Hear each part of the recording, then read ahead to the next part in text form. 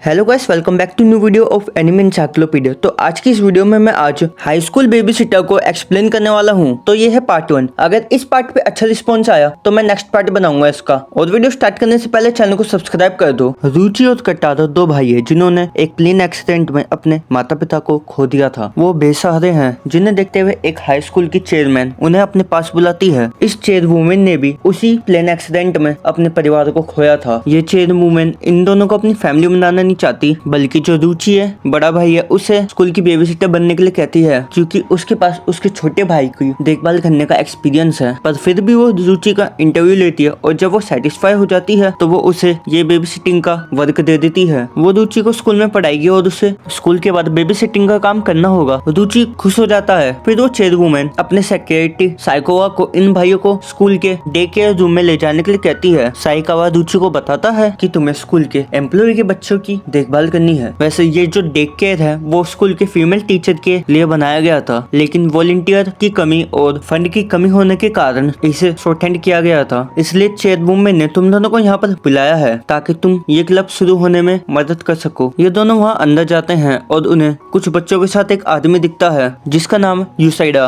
वो इस day care का अकेला स्टाफ मेंबर है। यूसाइडा यूची और कटारो का स्वागत करता है और उन्हें बाकी बच्चों से भी मिलाता है। और बच्चे हैं टाका, किरिन, टेकुमा, काजुमा और मिडोरी। उसके बाद शाम को सभी टीचर अपने बच्चों को वहाँ से ले जाती है, लेकिन टाका की मम्मी नहीं आती। रुचि उसकी मदद के लिए वेट करने लगता है, लेकिन थोड़ी देर बाद टाका का बड़ा भाई उसे लेने आता है। टाका अपने भाई के साथ नहीं जाना चाहता था, वो रुचि के साथ कुछ देर और खेलना चाहता है, लेकिन टाका का बड़ा भाई उसकी इस जिद पर उसके सर पे एक मुक्का मारता है और उसे उठाकर घर ले जाता है। टाका के जाने के बाद रुचि कटारो के पास जाता है, जो कि पूरे दिन बिल्कुल शांत था। रुचि देखता है कि कटारो को बहुत तेज बुखार है। वो घबरा जाता है और कटारो को उठाकर बाहर निकलता है। वो टाका के भाई से हॉस्पिटल ले जाने की हेल्प मांगता है। वो मान जाता है और उन दोनों को हॉस्पिटल ले जाने लगता है। और फिर हॉस्पिटल में डॉक्टर रुचि को बताता है कि एनवायरमेंट में बदलाव होने से कटारो बीमार हुआ है। ये सुनकर रुचि थोड़ा चैन महसूस करता है और बाहर निकलकर अपने पेरेंट्स को इन्फॉर्म करना चाहता है, पर वो फोन नंबर मिलाता है। फिर तभी उसे याद आता है कि उसके पेरेंट्स तो मर चुके हैं। वो दुखी होता है और फिर रोने लगता है। तभी वहाँ चेयरवुमेन आती है और उसे दिलासा देते हुए कहती है, प्लेन क्रैश के फ्यूनरल में सिर्फ 2 लोगों को छोड़कर सभी लोग रो रहे थे और वो 2 लोग हम दोनों थे। वो कहती है, तुम अकेले नहीं हो और तुम्हें खुद को मजबूत बताने की जरूरत भी नहीं है। जिसके बाद रुचि कटारो को लेकर वापस घर चला जाता है। कटारो की हालत अब थोड़ी अच्छी है। अगली सुबह चेयरवुमेन रुचि को सुबह 5 बजे जगाती है और कहती है, तुम्हारा नाश्ता और लंच सभी तैयार है। वो रुचि को स्कूल की नई यूनिफॉर्म भी देती है, जिसे पाकर रुचि बहुत खुश होता है। वो क्लास के लिए निकलता है और वो देखता है कि उसके स्कूल के लोग उसे बहुत ही अजीब तरीके से और घूर घूर के देख रहे हैं। वो कामिटानी के पास जाता है और कहता है, क्या मुझ में कुछ अजीब दिख रहा है? कामिटानी उसे घूमने को कहता है। रुचि पीछे देखता है तो वो पाता है कि डे केयर के सभी बच्चे उसे फॉलो करते हुए स्कूल के अंदर तक आ गए। एक लड़की जिसका नाम मारिया है, वो स्कूल में बच्चों को लाने के लिए रुचि को डांटती है, जिसके चलते रुचि जल्द से जल्द बच्चों को डे केयर में ले जाने की कोशिश करता है। मारिया एक टॉपर स्टूडेंट है और वो अपनी स्टडीज को हमेशा प्रायोरिटी देती है। एक दिन वो टाका का लंच लेकर डे केयर पूछती है। वो रुचि से कहती है, मुझे मिस कामिटानी ने भेजा है क्योंकि उनका बेटा आज लंच लाना भूल गया था। यूजेडा इस मौके का फायदा उठाता है और बीमार होने का नाटक करके मारिया को उसके बदले यहाँ रहने के लिए कहता है। बच्चे मारिया को देखकर बहुत ही ज्यादा डर जाते हैं, क्योंकि पिछली बार उसने रुचि को बहुत ही भयानक रूप से डांटा था। वो अपने इस बिहेवियर पे सॉरी कहती है और रोते हुए कहती है, मैं सिर्फ पढ़ाई में ही अच्छी हूँ, बाकी किसी में भी नहीं, और मैं जितना पढ़ती हूँ मैं उतनी ही अकेले होती जाती हूँ। बच्चे उसके दर्द को समझते हैं और उसे कंफर्ट करने के लिए उसके पास जाते हैं और मारिया के साथ साथ रोने लगते हैं। अगले दिन हम देखते हैं कि यहाँ रुचि कटारो से पूछता है कि क्या तुम जू जाना चाहते हो। उसकी ये बात बाकी सारे बच्चे सुन लेते हैं और कहते हैं कि हम सभी भी जू जाएंगे। यूजेडा रुचि से कहता है कि तुम्हें सभी बच्चों को जू ले जाना चाहिए और मैं भी चलूंगा। इससे यूजेडा को वीकेंड्स में काम करने का भी पैसा मिलेगा और रुचि को यहाँ चेयरवुमेन से परमिशन मिल जाती है। रुचि चेयरवुमेन को भी चलने के लिए कहता है, पर वो मना कर देती है। इधर सिकावा सभी बच्चों के लिए और उनके पेरेंट्स के लिए टिफिन तैयार करता है और रुचि को दे देता है। सभी बच्चों की मदद उनके साथ होती है, पर टाका की मदद उनके साथ नहीं आ पाती। टाका का भाई कावाटानी उसे छोड़ने आता है। कावाटानी भी वहाँ टाका के साथ नहीं रुक सकता, क्योंकि उसे अपनी ट्रेनिंग में जाना है। बच्चों को जू में बहुत ही ज्यादा मजा आता है और वो लोग वहाँ मस्ती कर रहे होते हैं, लेकिन तभी वहाँ टाका को एक आदमी दिखता है। वो उसे अपना बड़ा भाई सोच लेता है और उसे फॉलो करने लगता है। थोड़ी दूर जाने के बाद टाका को पता चलता है कि वो उसका बड़ा भाई नहीं है और वो वहाँ पर खो जाता है और खोने लगता है। लकीली वहाँ कामटानी आ जाता है और उसे उठाता है। टाको उसे देखकर चौंक जाता है और अपने आंसू छिपाने की कोशिश करने लगता है। और यहाँ हम नेक्स्ट सीन में देखते हैं कि वैलेंटाइंस डे के दिन स्कूल में लड़के बात करने लगते हैं कि उन्हें इस बार चॉकलेट मिलेगी या नहीं, और उधर लड़कियां भी ऐसी बातें कर रही होती है। तभी एक लड़का जिसका नाम यागी है उसे बहुत सारी लड़कियां चॉकलेट देती है। यागी बहुत ही सारी लड़कियों का क्रश है। मारिया को लड़कियों की ऐसी हरकतें बिल्कुल भी पसंद नहीं आती और वो उन्हें याद दिलाती है कि आज के दिन किसी को भी चॉकलेट देना स्कूल के नियमों के खिलाफ है। यागी मारिया की बात से सहमत होता है और वो लड़कियों को कहता है कि तुम सभी स्कूल खत्म होने का इंतजार करो। फिर यागी मारिया के पास जाता है और उससे डे केयर के बारे में पूछता है और वो उसे बताता है कि मुझे बच्चों से बहुत प्यार है। मारिया उसे डांट देती है और कहती है तुम खुद जाकर डे केयर के लड़कों से बात करो। यागी यूची के पास जाता है और कहता है मैं भी बेबी सिटिंग क्लब में शामिल होना चाहता हूँ। यूची इस बात पर चौंक जाता है क्योंकि कोई भी बेबी सिटिंग क्लब में शामिल होना नहीं चाहता था। वो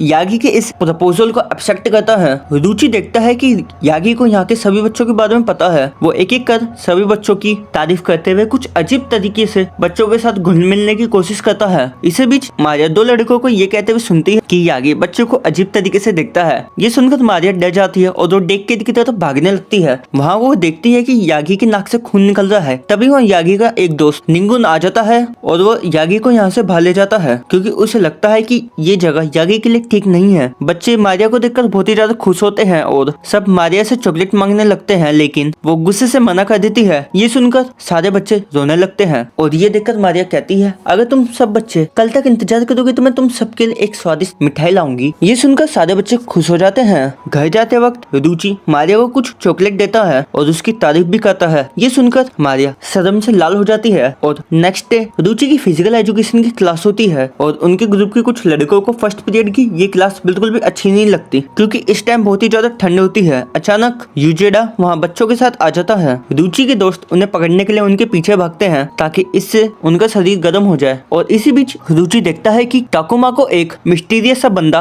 पकड़ लेता है। ये देख कामाटानी उस आदमी को जूता फेंक कर मारता है। बाद में उन्हें पता चलता है कि वो टाकुमा और काजुमा का फादर है। वो आदमी उन्हें बताता है कि मैंने ऐसे कपड़े इसलिए पहने थे क्योंकि मैं एक फेमस आदमी हूँ और मैं लोगों की नजर में नहीं आना चाहता था। मैं इन 6 महीनों में आज पहली बार अपने बच्चों के साथ वक्त गुजारने आया था, लेकिन जब उन्होंने काजुमा को उठाया तो काजुमा रोने लगा। उन्होंने उन बच्चों के साथ कई बार खेलने की कोशिश करी पर बच्चे उनके साथ नहीं खेले और उनको देखकर रोने लगे। वो हार जाता है और वहाँ से चला जाता है। बाहर निकलते वक्त स्कूल के सारे बच्चे उसे पहचान जाते हैं और सभी उसे घेर कर उसकी फोटो लेने लगते हैं और उससे ऑटोग्राफ मांगने लगते हैं। और लेकिन तभी उसकी वाइफ ये देख लेती है और उसे बचा लेती है। वो उसे बताती है कि शायद हमारे बच्चे तुम्हें देखकर इसलिए डर गए होंगे क्योंकि पिछली रात जो उन्होंने मूवी देखी थी उसमें तुम एक किडनैपर बने हुए थे। वो दुखी होता है और तभी उसे पीछे से कोई खींचता है जो कि काजुमा और ताकुमा होते हैं। वो उसे पापा कहते हैं और उनके साथ खेलने के लिए कहते हैं। ये सुनकर वो बहुत खुश हो जाता है। अगली सुबह हाई स्कूल में रुचि का पहला दिन होता है और नए बच्चों को अपने लिए क्लब चुनना होता है। रुचि अपने बेबी सिटिंग क्लब में ही रहने का फैसला लेता है। फिर भी यूजेडा चाहता है कि रुचि एक बार सारे क्लब में नजर डाल ले और इसके बाद वो बच्चों के साथ सभी क्लब को चेक करने निकल पड़ते हैं। सबसे पहले वो ड्रामा क्लब में पहुंचते हैं जिसकी इंचार्ज किरीन की मदद होती है। उसके बाद वो लोग कुकिंग क्लब जाते हैं जिसमें मारिया होती है और उसके बाद वो बेसबॉल क्लब में जाते हैं जिसमें टाका का बड़ा भाई कामिटानी है। रुचि भी अपनी बेबी सिटिंग की क्लब की एडवर्टाइजमेंट को स्कूल के बोर्ड में लगाता है। तभी वहाँ टाका का भाई कामिटानी पहुंचता है और वो रुचि से बेबी सिटिंग क्लब में ज्वाइन होने की बात करता है। रुचि चौंक जाता है और वो पूछता है क्यों। इस पर कामिटानी कहता है क्योंकि मेरा छोटा भाई वहाँ है और कटारो ने भी मुझे शामिल होने के लिए बोला है। अगली सुबह जब रुचि जागता है तो देखता है कि उसे सर्दी और जुकाम हो गया है, जिस वजह से चेयर वुमेन उसके पास से कटारो को हटा देती है और उसे अपने पास रख लेती है और रुचि को गर्म रहने के लिए एक ब्लैंकेट भी दे देती है। फिर चेयर वुमेन और कटारो रुचि के लिए मिलकर दवाई और खाना तैयार करते हैं। कटारो अपने भाई की दवा बनाने के लिए अपनी सारी शक्ति लगा देता है और ये लोग उसे दवाई और खाना दे देते हैं। और रुचि के ठीक होने के बाद रुचि डे केयर में आ जाता है और जब वो मिडोरी का डायपर चेंज कर रहा होता है तो वो देखता है कि वहाँ पे कोई कपड़ा नहीं है और जब वो वहाँ पे कपड़ा ढूंढ रहा होता है तो मिडोरी वहाँ से आगे निकल जाती है। तभी एक लड़का दरवाजा खोलता है और उस माहौल को देखकर वो बैड एक्सप्रेशन देता है। वो कहता है मैं अपनी फ्यूचर की बेटी मिडोरी से मिलने आया हूँ क्योंकि मैं उसकी माँ से शादी करने वाला हूँ। रुचि शौक हो जाता है और इस बात को बहुत सोचता है क्योंकि वो लड़का भी एक स्टूडेंट था और मिडोरी की माँ एक टीचर है, वो भी शादीशुदा। और जब रुचि देख कर पहुँचता है तो वो वापस से उस लड़के को वहाँ पाता है। वो लड़का कहता है कि मैं मिडोरी की माँ की मदद करना चाहता हूँ क्योंकि उनके पति मर चुके हैं। जब शाम को वहाँ मिडोरी की माँ मिडोरी को लेने आती है तो वो लड़का भी वहीं होता है। वो लड़का मिडोरी की माँ को अपनी मन की बात बताने वाला ही होता है कि मिडोरी रोने लगती है और उसकी माँ उसे चुप करवाते कहती है कि तुम्हारे पापा जल्दी वापस आएंगे। जब ये बात वो लड़का सुनता है तो वो चौंक जाता है। उसे लगता है कि उसे शायद गलतफहमी हो गई थी कि मिडोरी के पापा नहीं है। फिर भी वो मिस सावरटाइन से कहता है कि जब आप और मिडोरी के पापा बाहर घूमने जाओगे तो मैं मिडोरी का ख्याल रख सकता हूँ। नेक्स्ट डे जब रुचि कपड़े सुखा रहा होता है तभी कोटारो को कुछ चीज झाड़ी में दिखती है और रुचि को उसकी मदद के लिए वहाँ ले जाता है। उन्हें पता लगता है कि झाड़ियों में फंसा एक लड़का, उसका नाम किचिकान है, जो कि नेजुकान का भाई होता है। रुचि डिसाइड करता है कि वो उसके भाई को कॉल करेगा, पर उसके पास उसका नंबर नहीं होता। फिर वो यागी को कॉल करता है जो कि मारिया के साथ वहाँ पहुँचता है। उनकी बातचीत से हमें पता चलता है कि नेजुकोन स्कूल में रहते हुए भी काम करता है क्योंकि उसका परिवार बड़ा है और वो लोग गरीब हैं। और नेजुकोन का भाई कहता है कि मैं घर से इसलिए भागा हूँ क्योंकि किसी ने मुझे वीडियो गेम खरीद के नहीं दिया। अचानक नेजुकोन का दूसरा भाई भी घर से भागकर उन्हीं झाड़ियों में पहुंचता है और यागी उन दोनों को समझाता है कि नेजुकोन ने बचपन में अपनी गरीबी को कभी भी नहीं कोसा, बल्कि वो उससे लड़कर उस पर जीत हासिल करके कुछ कर दिखाना चाहता था। दोनों भाई ये सुनकर शर्मिंदा होते हैं। तभी वहाँ नेजुकोन आ जाता है और उसके हाथों में गेम टिप्स होती है और वो अपने भाइयों से कहता है कि तुम अपने पिता को थैंक्स करो जो भी उन्होंने हमें अभी तक दिया है, साथ ही इस गेम को बाकी बच्चों के साथ भी शेयर करो। वो लोग मान जाते हैं और नेक्स्ट डे हम देखते हैं कि रुचि अपना लंच ले जाना भूल जाता है तो यूजिडा कट्टारो को ये काम देता है, ये देखने के लिए कि कट्टारो खुद से अपना काम कैसे कर सकता है। और इस काम में कट्टारो की देखभाल करने के लिए वो उस लड़के को कन्विंस कर लेता है जो कि मिडोरी की माँ को प्यार करता था, मिडोरी की माँ की फोटो को दिखाकर। उधर जब स्कूल में रुचि के दोस्तों को पता चलता है कि रुचि लंच नहीं लाया तो वो लोग अपना ढेर सारा लंच रुचि से शेयर करते हैं। इधर कट्टारो लंच ले जाते हुए एक लड़के से धक्का खाकर सीढ़ियों से नीचे गिर जाता है, लेकिन वही लड़का जो मिडोरी की माँ से प्यार करता था वो उसके टिफिन को बचा लेता है गिरने से। वो बंदा सीढ़ियाँ चढ़ते हुए कट्टारो की मदद भी करता है और रुचि की क्लास तक उसे पहुंचाता है। कट्टारो रुचि को लंच देता है। भले ही रुचि ने लंच कर लिया था पर वो कट्टारो को ऐसा एहसास नहीं करवाना चाहता था कि मैंने लंच कर लिया है, क्योंकि वो नहीं चाहता कि कट्टारो की ये कोशिश बेकार गई। फिर वो लोग साथ में लंच करते हैं। उधर ही युकी के दोस्त रुचि के लिए उसकी फीलिंग पूछते हैं। ये सुनकर युकी शर्मा जाती है और उन्हें चुप रहने के लिए कहती है। उससे दोस्त उससे कहती है कि रुचि कितना सुंदर है और उसका बिहेवियर भी बहुत अच्छा है, तुम्हें मारिया से कोई दिक्कत नहीं होनी चाहिए क्योंकि मारिया के लिए बस पढ़ाई ही सब कुछ है। लेकिन लड़कियों को ये नहीं पता होता कि मारिया भी वहीं से गुजर रही है और उसने उनकी बातों को सुन लिया है। उसी वक्त रुचि वहाँ आ जाता है और मारिया को देखकर पूछता है क्या तुम्हें किसी चीज की जरूरत तो नहीं। वो उसे मना कर देती है और लड़कियों को गुस्से से देखकर वहाँ से चली जाती है। चलते हुए वो मन में सोचती है कि मैं रुचि से प्यार बिल्कुल भी नहीं करती। तभी वहाँ किरीन और कट्टारो आ पहुँचते हैं और उससे पूछती है कि क्या तुम लोग हमारे साथ खेलोगे। मारिया बच्चों पर चिल्लाते हुए कहती है ये कोई खेलने की जगह नहीं है। ये सुनकर किरीन रोने लगती है। वो कहती है मैं डे केयर में नहीं जाती क्योंकि वहाँ रुचि रहता है। किरीन कहते हैं तो आप क्या रुचि को हेट करते हो। मारिया कहती है नहीं। तो आप क्या उसे लाइक करती हो। वो शर्मा कर लाल हो जाती है और नहीं कहती है। मारिया को ये नहीं पता है कि वो रुचि को लाइक करती है या हेट। इस समस्या को सोल्व करने के लिए किरीन एक प्लान बनाती है जिससे कि मारिया को पता चलेगा कि वो रुचि को लाइक करती है या हेट। मारिया उनके प्लान को फॉलो करती है। वो लोग रुचि की क्लास में जाते हैं। कट्टारो रुचि के पास जाता है और उसे देखकर बहुत खुश हो जाता है और रुचि उसे उठाकर गले मिलता है। किरीन मारिया से कहती है कि रुचि सभी को इसी तरीके से प्यार करता है पर वो कभी कभी स्ट्रिक्ट भी होता है। ये दिखाने के लिए वो रुचि के पास जाती है और कहती है अब मैं बुरी लड़की बनने जा रही हूँ इसलिए रुचि मुझे मारे। लेकिन तभी कामाटानी उसके सर पर हल्के से मारता है। वो उछलकर रुचि की गोद में जाकर रोने लगती है। फिर मारिया वहाँ आती है और उन सबको बताती है कि ये सब खेल था। साथ में वो ये भी बताती है कि मैं रुचि को हेट नहीं करती। तो उस पर किरीन कहती है कि तो आप क्या रुचि को लाइक करते हो। ये सुनकर वो शर्मा के वहीं से भाग जाती है। रुचि उसके पीछे भागता है, उसके हाथ को पकड़ता है। सभी को लगता है कि रुचि मारिया को प्रपोज करने वाला है। मारिया शर्मा जाती है पर रुचि कहता है आपके पीछे स्कर्ट में एक स्टिकर लगा हुआ है। फिर अगले दिन रुचि को अपने शूज बॉक्स में एक लव लेटर मिलता है।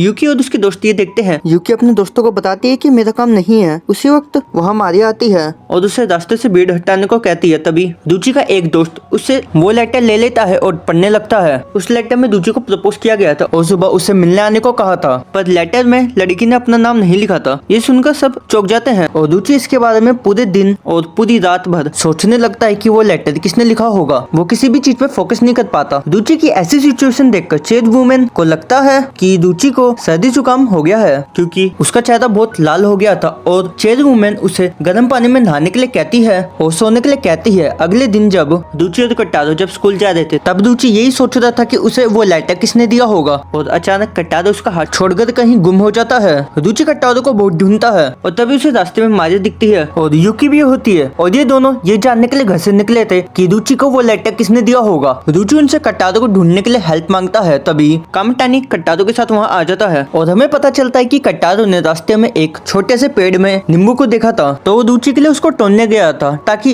रुचि का बुखार सही हो जाए। रुचि को ये देखकर कट्टादो पे बहुत प्यार आता है और नेक्स्ट सीन में हम देखते हैं कि रुचि उस लड़की से मिलता है जिसने उसको लव लेटर लिखा था। वो उस लड़की को रिजेक्ट कर देता है क्योंकि फिलहाल उसे लगता है कि उसके छोटे भाई कट्टादो की देखभाल करने में उसे ध्यान देना चाहिए। वहीं झाड़ियों के पीछे मारियो और यूकी सब कुछ सुन रहे थे। अगले दिन डे केयर में एक पार्टी है जहाँ पर सभी बच्चों के फादर होते हैं और ये सारे फादर अपने बच्चों को बड़े होते हुए और समझदार होते हुए देखकर रोने लगते हैं। और नेक्स्ट सीन में कामाटानी की माँ डे केयर पहुंचती है और सारे बच्चों को बताती है कि कुछ अंडे हैच होने वाले हैं और वो कहती है अगर तुम बच्चों को ये सब देखना है तो तुम मेरे साथ चल सकते हो। बच्चे बहुत खुश होते हैं और लैब की तरफ जाने लगते हैं। वो लोग अंडों को देखते हैं। वैसे अंडे अगले दिन हैच होने वाले थे। अगले दिन कट्टादो रुचि को लेकर लैब पहुंच जाता है। टाकी की माँ इनको वहाँ पाकर बहुत खुश होती है। रुचि और कट्टादो अंडे को हैच होते हुए ध्यान से देखते हैं और कुछ देर बाद सारे चूजों को लगता है कि कट्टादो उनकी माँ है और सभी चूजे कट्टादो को फॉलो करने लगते हैं। ये देखकर टाका को बहुत जलन मचती है और वो सारे चूजों को डराकर भगा देता है। तब कामाटानी एक चूजे को बिल्ली से बचाता है और बच्चों से कहता है कि हमें सावधानी से इन चूजों की देखभाल करनी होगी। तो इसका पार्ट 1 यहाँ पे एंड होता है और अगर इसका पार्ट 2 देखना चाहते हो तो इस वीडियो पे 100 लाइक और 40 कमेंट कर दो। और वीडियो यहाँ तक देख रहे हो तो